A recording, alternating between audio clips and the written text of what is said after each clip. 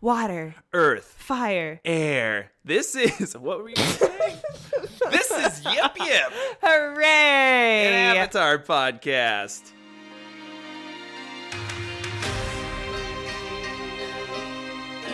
And welcome back, friends. I'm your host, Jordan, and I am joined by the wonderful, the beautiful, the perfect, my wife. Her name's Katie. Great. And then we're also joined by a super fantastic guest Oh, who Troy. happens to be my little brother. Oh, you're Sokka.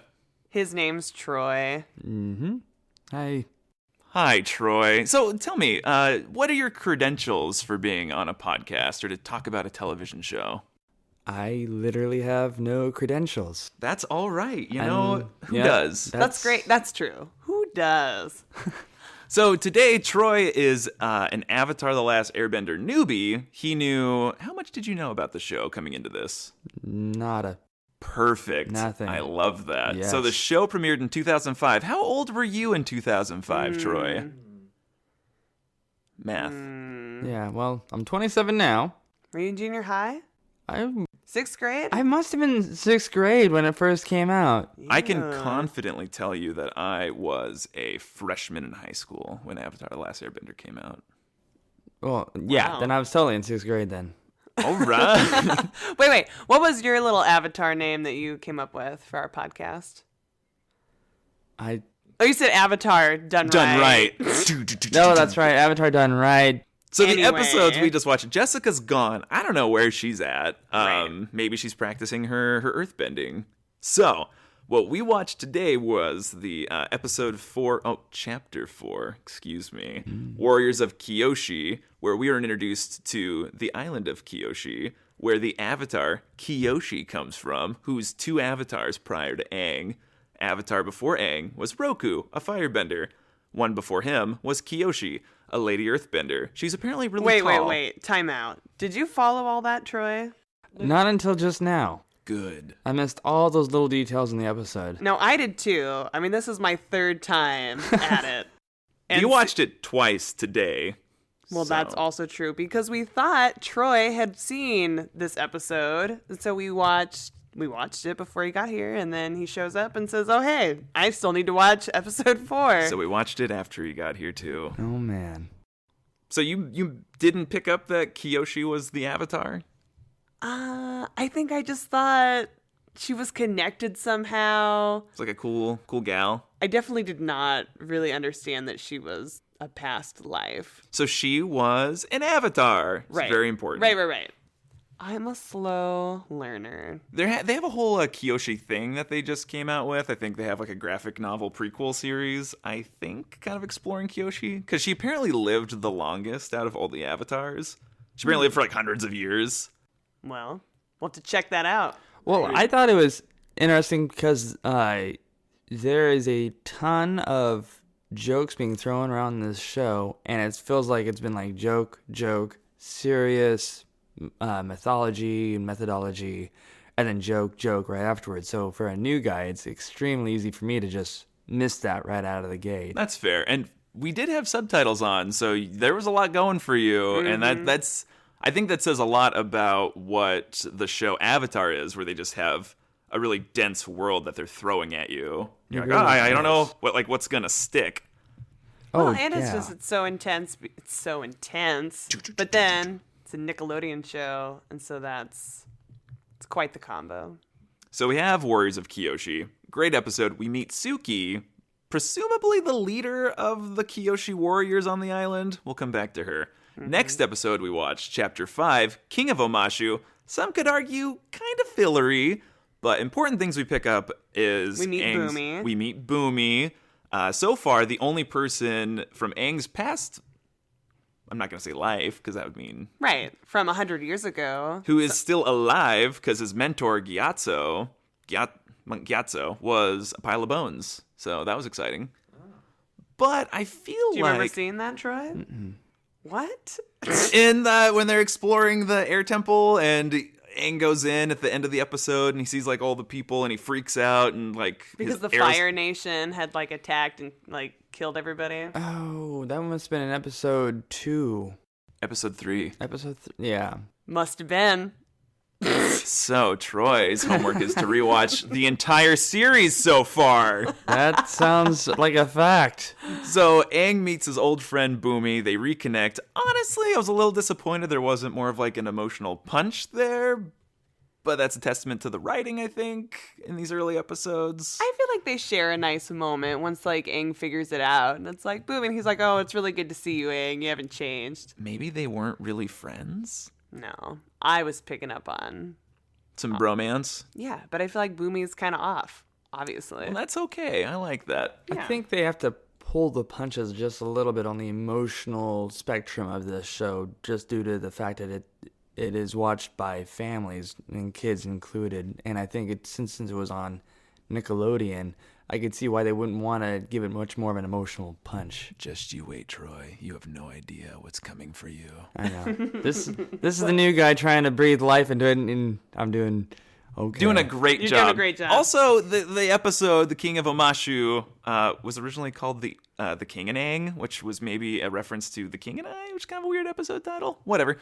Definitely the most, like, Nickelodeon feeling episode. Like, watching it, like, the animation wasn't that great. Yeah. The art style wasn't super good because I think they had several different South Korean studios working on it. And so some episodes have a little bit lower quality than others. No offense, guys, if you're listening to this. It was fine. Yeah, it definitely was much more jokey by having an absence of Zuko and Iroh. Like, you don't get that heaviness from the other side to kind of counteract their goofy story. Yes. And then we ended our little mini binge with the great episode, in my opinion, Chapter 6, Imprisoned, where we meet our first like bunch of Earthbenders as opposed to just like the soldiers and the king in the previous episode. Right. So Well, and I feel like it's the first time you really see the impacts of like the Fire Nation and kind of oppressing people. yeah. And so I don't know, how was that for you, Troy? It really hit me because it was a very sensitive episode to dive sort of touch into slavery. I mean, they literally shanghaied a guy mid-episode, and that made the girl want to go save him. And then What's the girl's name? Oh, new guy. Katara. Katara. There you Great go. She has to job. go rescue Haru. Haru. Haru. There you go. And to find out that they are holding all these earthbenders on the ship, and these people are having to work day and night, and they don't have any rock or earth elements that they can bend at their will to save themselves. And it's like, oh wow, this is an episode about slavery. Wow, they really went for it. Yeah, and so interesting, some fun facts about this episode. The warden guy who shows up, bad guy of the episode, imprisoned, George Takei, who was Hikaru Sulu in the original Star Trek series, for some facts being thrown out.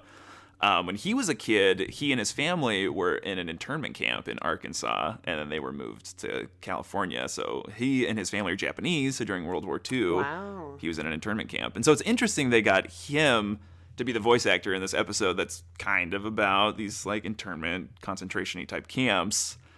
We delve pretty steeply just into straight up racism in a couple points of the episode, where he's like talking about how the Earthbenders are like brutes and they're savages. He says like the term "you people" a few times, and you're like, dang, like you get instances of just like pure evil for evil's sake in this episode, but you definitely see like some pretty negative effects of colonialism going on. Yes.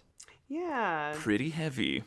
Right, and just like breaking people and their spirit, and yeah, but I'm happy. It's a happy ending.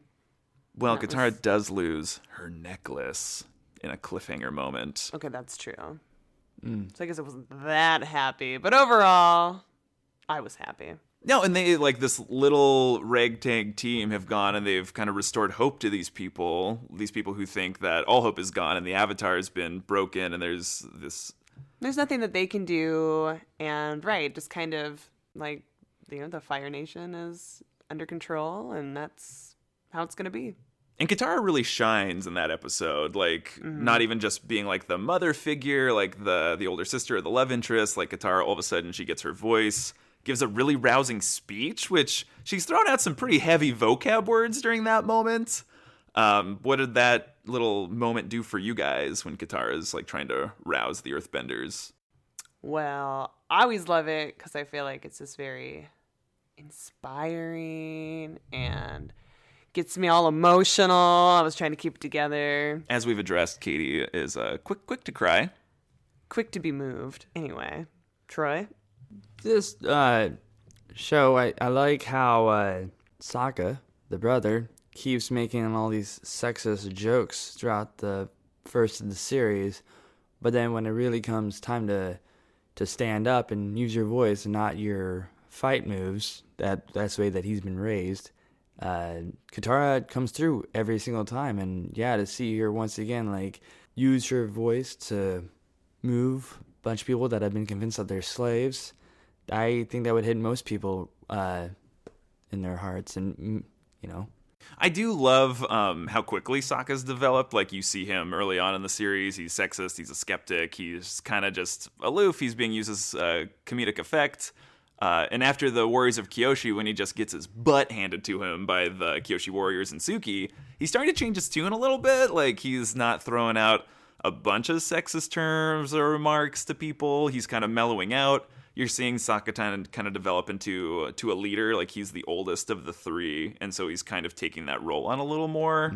And I think Sokka has been a pretty consistently great character so far up into this point in the series. Like, he's funny, but he's also he's pretty smart, and he's moved to help Aang, who, quick sidebar on Aang, kind of sucks at moments in these episodes. Like, Aang's just kind of off doing his own thing. Like, when they're trying to get Katara to be captured, he's just screwing off behind the rock. No, Aang kind of sucks, like in the early episodes. He's not my favorite. He's also 12. He gets a little better, as most do. Yeah, 12-year-olds. I mean, when I was 12, I was probably goofing off behind a rock, too. Aang fits the perfect stereotype of somebody who's extremely powerful, but their emotional intelligence just isn't there. So yeah, he definitely rubs me the wrong way. He rubs Katie the wrong way. He rubs you the wrong way? He rubs me the wrong way. Okay, well, I think he's really powerful. Troy's like, the Avatar. He has great power, but yeah, he just, the maturity isn't quite there yet, and I don't think he's quite accepted his full responsibility of what being the Avatar means. No, he hasn't. And then again, that's the emotional intelligence where he's just like, I'll save you with my finger. I can bend everything with my finger, and then stuff hits the fan, and I'm not sure if we're allowed to swear on this podcast. Nah. But This is family friendly. okay. Just like the TV show. No, but he's just that perfect stereotype, the hero that's just slightly arrogant, and I don't know, in a way, he's kind of like the child version of Tony Stark. Oh, dang. Wow. I'm excited for you're excited for episode 7 when Aang develops a suit of armor. It gets crazy. Technology advances very rapidly, very quickly. Okay.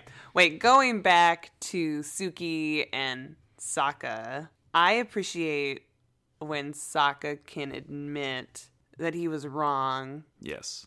And it was a really strong moment. Showing that Sokka's more than like they're starting to show depth to his character. Mm-hmm. Yeah, and I just think it's not always easy to take those steps, and it's a very real, raw moment. I think it's a beautiful moment. So with these episodes, Troy, you have seen all of them up to this point? You've seen all 6 episodes, right? Yes. Is there a character that you are relating to the most or enjoying the most? Believe it or not, Prince Zuko's uncle. Oh, Uncle Iroh. Jessica, previous episode, refers to him as Uncle Fire. So Uncle Fire, yes. I relate to Uncle Fire the most. Why? Because I taught Taekwondo for 4 or 5 years, and then once I decided to throw in the towel and retire from martial arts teaching, I definitely just enjoy going and watching tournaments and just sitting on the sidelines like, you go get them, boys. That sounded weird, but... And girls, and just being a support. Just being the support, yeah. And, for how long the martial arts tournaments would take, they would take all day, and you couldn't go anywhere. And since my wife and I do fitness competitions, those also take all day. And I tried doing a fitness competition, and I didn't really care much for being a competitor. But when my wife does the competing, I'm totally like Uncle Fire. Like, I'm here when you need me. I got the food, I got the drinks. We're gonna have some fun. Nice. No matter how serious everybody else is. So as a previous Taekwondo instructor, real quick, all of the elements that people are bending are based off of a style of martial arts. So water. Wait. Can you guess any of them? Kung Fu, Aikido. I mean, Wing Kung Chun. Fu is definitely a couple of them. So earth bending, they do the Hun Gar style of Kung Fu. Okay. And then fire is the Northern Shaolin style of Kung Fu. Yes. Any guesses for water? You took some classes on it. I did, and I can't remember. Tai Chi. Tai Chi? Okay. I thought I recognized the moves in there. And what was it? It had to be episode 4, yeah, when he's being trained by the warriors of Kyoshi. I just thought it was, Kung Fu was its own thing, and I thought karate was its own thing, and I thought Wing Chun was its own thing. No, Kung Fu is like the foundation, and then you add on to it with Wing Chun, with Aikido, with, Tai Chi. And it's really fun watching this show because Kung Fu is really in everything. So you were picking up on the different styles that they were doing? Yes, I was. And I thought it was brilliant how they showed how you can be defensive with a hand fan. Yeah, that was great. So airbending. It was like using it against you. It's like taking your opponents. What did they say? Force and using it against them. That's Wing Chun. That's Kung Fu, and that is Aikido in a nutshell. Yes, when he goes to hit her and then she blocks his punch and then starts throwing him around the room while holding his arm, that is straight up Aikido. That's awesome. Wow. So Taekwondo, if you were to bend an element with Taekwondo moves, which element do you think you'd summon? I would definitely be summoning fire.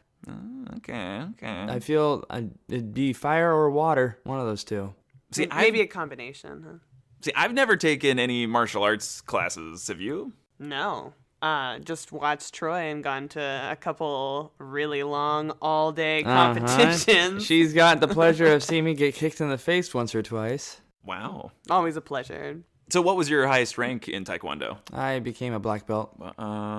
First degree black belt. So before you become a black belt, there's 9 what they call cups, spelled KUP, and then once you become a black belt, then you become a first degree, and there's first all the way through 9th degrees. You get 10th degree if you were to continue training. You would get 10th degree black belt when you pass away.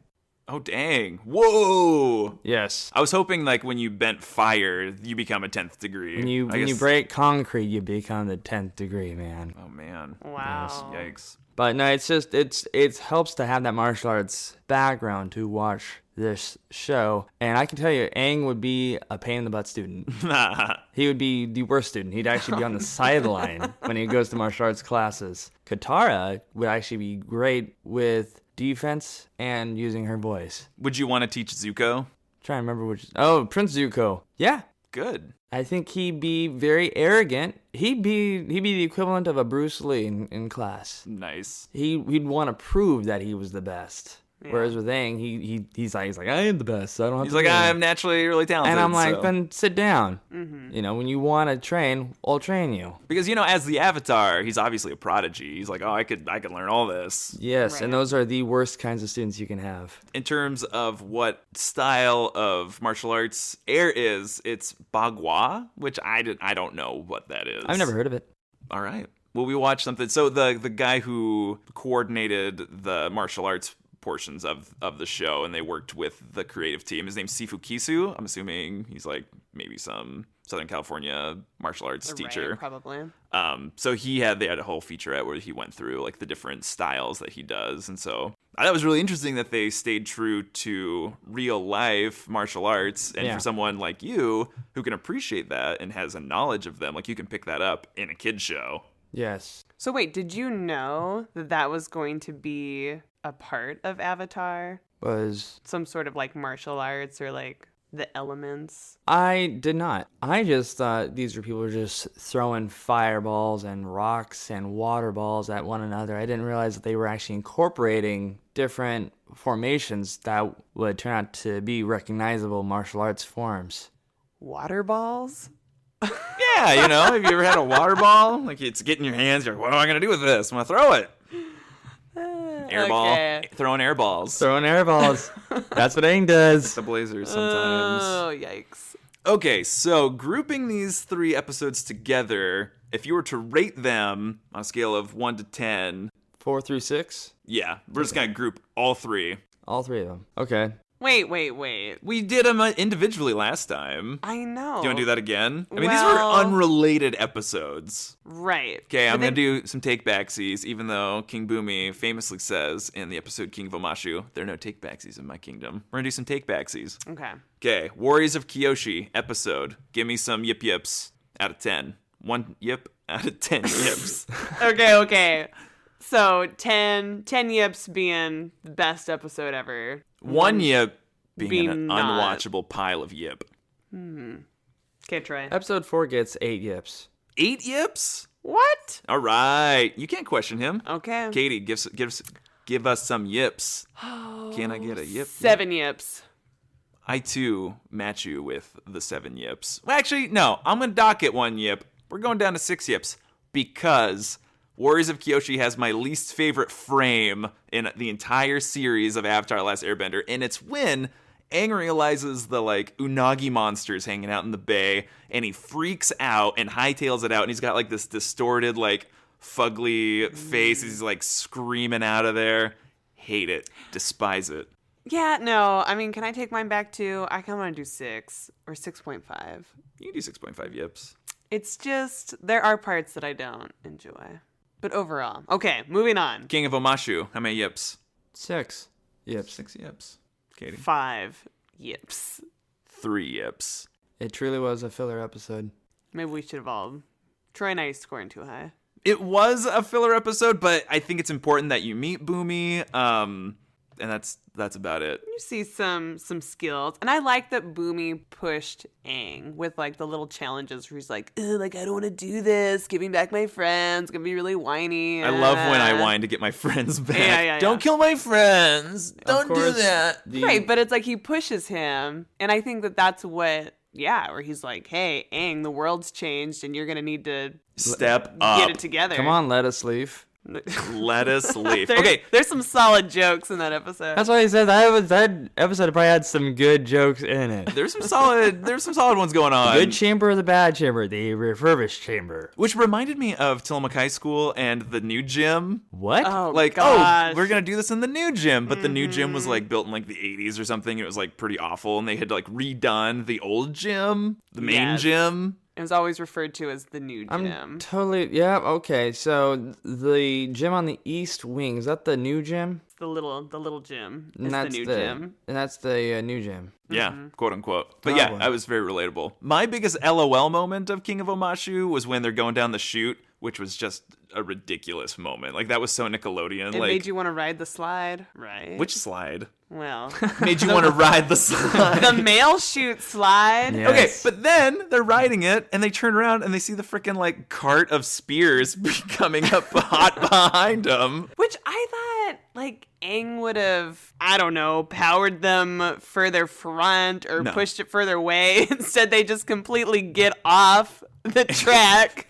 Get me out of here! And then they destroy some dude's vase. The guy with the cabbages. Okay, the guy with the cabbages, they don't let him into Omashu, but then somehow he's back in Omashu later with fresh cabbages. That's what you call a plot hole, right? I don't know if it's a plot hole. I think it's maybe he has his little cabbage fingers everywhere. He's like, oh, where's my shipment of cabbages? Maybe it's like a franchise Oh, the Cabbage Man franchise? in Umashu. No one's eating cabbage, though. I've never seen a single person eat cabbage in this whole series so far. Well, we're only 4 in. That's true. Okay. 5 in. 6 in. Whatever. That's so awkward. I was like, this episode that we're talking about, we're Touche. only 5. That's right. Okay, can you pronounce Aang, Katara, and Sokka's pseudonym, their false name, when they went into Omashu?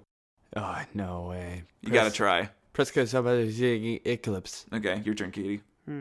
Pipolopolis. It was like Popsalakalopolis. Yeah, it was crazy. It was crazy. Also, those guards in Omashu are terrible. They just let anybody in. Obviously, Aang isn't, probably not pulling off old man that well. But it was great. It was like, yeah, watch your grandpa. And it was like, oh, you're a young, strong guy. Could you relate to that, Troy? Here, carry your grandpa's bag. Yes. Anyway. Okay, chapter 6, Imprisoned. How many yips we giving it? 8 yips. I will also do 8 yips. I'm going to do 7 yips, just because I know what the scale is of this television series. Yeah, it was great. Haru's father in that episode, Tyro, right? Yeah. His voice actor is Kevin Michael Richardson, who is a famous, prolific voice actor. He's done a bunch of stuff. Say that one more time. Haru's father's, the name of that actor was who? Kevin Michael Richardson. Oh, I could just tell that was a famous voice. You'd know him if you knew his body of work, but he was at Emerald City Comic-Con when I went a few years ago, and he just has like the most rich, delicious, syrupy voice, and I walked up, had him sign my... Is he African American? He is. Wow, that is ballsy on Avatar's part to have this guy, the voice actor, be an African American, have him be the leader of these imprisoned slaves, earthbenders. That's fair. And that the warden, the guy that voiced the warden, was the guy who actually lived in an internment camp. So, that's not two sides of the coin, but these are two guys. I don't know. That was just a really... It's a progressive show, man. Yes, it is super progressive, and it's great. Especially for its time. So I met Kevin Michael Richardson, made him laugh when I met him, and then in my journal that I brought, because I didn't have anything else for him to sign, he signed it and then said, "Thanks for making me laugh." Aww. So we're pretty much best friends. Oh, Troy's going for a high five, and you might pick it up on the microphones. Wow. Did you hear that slap, friends? That was a good crisp high five. That was quite the... Wait, one more. 1, 2. Oh, that was terrible. Got to redeem. Yes! Oh, sounded good. The whole studio felt that. The whole studio, we're rocking in here. It's crazy. All right, quick highlights from these 3 episodes. Troy, got any highlights you'd like to speak of for this batch? Well, for obviously in episode 4, like I said, when they meet the warriors of Kyoshi, I was actually a little bit blown away that it was all women. But it comes across like Suki and a bunch of clones because they took very little time in like giving the other Kyoshi warriors like different looks. Yeah. Yeah, but how much it took for Sokka to change the tune of his voice instead of saying like, "Can't believe a girl beat me," to "Can I please train with you?" Oh, very quickly. Yeah, it's great. Because these shows are being watched by kids, and if kids start picking up on these jokes like, "Can't believe I'm beaten by a girl," it's like, well, that's how sexism starts at that early of an age. That when the show shows the man of the village being trained by these women, literally the man of the village. That's right. Yeah, when he's being trained by these women. That they don't have strong voices, but they know their martial arts, and he's humbled by them. I really hope that teaches kids, like, it's okay to be taught by girls. Like, sexism only exists where there's lots of toxic masculinity. That was the biggest highlight for sure. And I think that was the same episode where the Unagi monster was in. Again, Aang, worst martial arts student ever. When he's just like messing around and he finally picks up like, "Oh, I can use this sea monster to help cool off the village." I was like, can we talk about how big the Unagi is and how little that bay looks? Like, that bay must just, like, go to a straight drop-off. It's got to. Hundreds of feet deep. Yes. Wow. But those were my 2 biggest highlights. It doesn't do a whole lot for the other characters. Oh, and there's the chance that Katara actually has much stronger feelings for Aang than she realizes. So, do you think that's going somewhere? Are you shipping Aang and Katara? Yeah, we want to hear like predictions, what you think's going to happen since you've never seen it. I think they're going to accidentally ship themselves. Wow. Where's that slide whistle to play right now? And I think they're going to accidentally do something, and then... They're going to accidentally do something? Oh my gosh. Okay, yes. Aang's life's going to be on the line, or Katara's life's going to be on the line, and they might have some fireworks, only for it to be a false alarm, and then that's how Sokka catches them. Oh. Any other predictions for the rest of the series? Prince Zuko, he's gonna lose that ponytail. Whoa. Well, all right. Why? Because Troy doesn't like it. No, I'd say there's gonna be a lot more depth to Prince Zuko, and so the ponytail is just literally showing his immaturity, and so I think there's gonna be an episode where maybe Uncle Fire's going down, and then whoa, Prince Zuko has to make a tremendous move, and it ends up with him losing his ponytail. Nice. Uncle Fire, I think he's just gonna keep eating and keep enjoying life. Drinking his tea. Hey, are you gonna finish that? Yes, I am. No. Always yelling. I'm saving it for later, Uncle. I know. Ugh. And then there's also the possibility that Appa could also find a lover. Appa. Appa. Do you think it would be a buffalo that he finds or a bison? Bison. Perfect. Wait, did you say what your favorite character is? Uncle Fire. Oh, yeah. Who's your favorite character so far, Katie? Has it changed? No. Still Katara? Katara. And there goes the boy asking if the girl likes the girl character. Jessica said, "Oh, obviously I like Katara," and we're like, "Why?" And she's like, "Because I obviously do. Yeah, I like Katara, but I also like Sokka. I also like Aang later."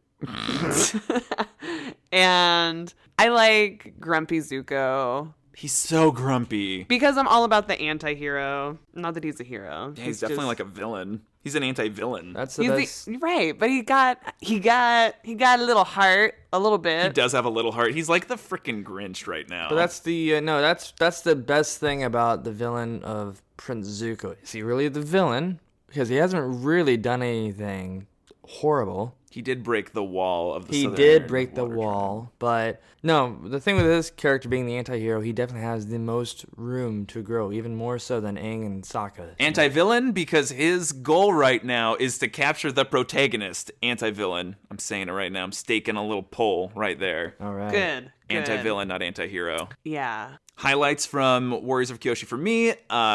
Sokka. I don't know why don't we see him ruining his pants? What did he do? What happened? Right. Did he fix them? Did Katara, There was still a hole. Did she have to fix them or mend them later? Well, fun fact, when Sokka goes in to ask, he's like, hey girls, I see you practicing your dance lessons. He's doing his stretching. There's a moment where his tunic flaps up. You see a little Sokka behind, and you see the stitching. You see the stitching where his Yeah, I like when he goes and trains and gets to put on the dress. It's empowering. Well, and he puts on the makeup second time in the short-lived series that Sokka's putting on makeup. What was the other time? When the Fire Nation was coming, he put on the war makeup for the Water Tribe. Oh, that's true. So by the time episode 4 rolls along, 50% of the time is Sokka in makeup. Well, There you go. Did you like that Sokka put on the dress, the garb? Yeah, and I'm happy he didn't really make a big deal out of it. Yeah, he's pretty cool. And yeah, I think the more, this was a super progressive show. It came out what year? 2005. 2005, 15 years ago. I mean, there's Happy anniversary. some really important topics that are addressed, and that's why we like it so much. He should not have been embarrassed at all to wear that. In Taekwondo, we call it a gi, but that thing looked like it added a little bit of extra weight. It wasn't just cotton. Sure. It looked, Right. Yeah, it had armored plating on the shoulders. Of course, the girls were stronger than he was. They've been training in these heavy uniforms, and so I thought it was pretty cool. And that's also a callback to the samurai, because the samurai would used to wear those, and they would wear the face paint. And the samurais have this motto, go to battle thinking you will die, and you will actually survive. Go into battle hoping you'll survive, and you will surely die. Whoa. So, that's what their uniforms in the show remind me of. Nice. So, with that, Troy, is there an element that if you could bend any one of them that you'd want to? Bend. Which element are Or you? what do you identify with so far? If you had to pick. To be honest with you, I would love to bend. I would love to do the earth bending. So we got Either two. that or is there a wind? Airbender. There He's is. the Avatar. He's the last Airbender. Because believe it or not, air bending. This sounds so weird. Air bending would actually help me out a lot with my job. What is that job, Troy? Flipping cheese blocks all day. Just bloop, bloop, bloop. Are they 40 pounds? 41 pounds, 90 ounces. That's exactly how much I weigh. Exactly. Can you flip me, Troy? With a little bit of Aikido, probably. Perfect. Well, and with that, we have finished our second batch of episodes for Avatar: Last Airbender. Our next ones, I'm really excited for where we're going. It's pretty much just uphill from here, getting better every episode. Excellent, because I don't want to do another like boomy slide. Aww.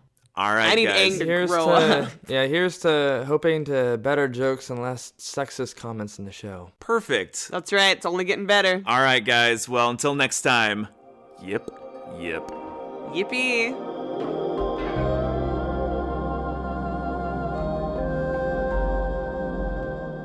Talk to me, Troy. What's going on? How are you doing sitting on the floor? I'm doing great. The floor is really comfortable over here. Oh, good. Nice At and home. hard. Nice and hard. Nice and hard. Okay.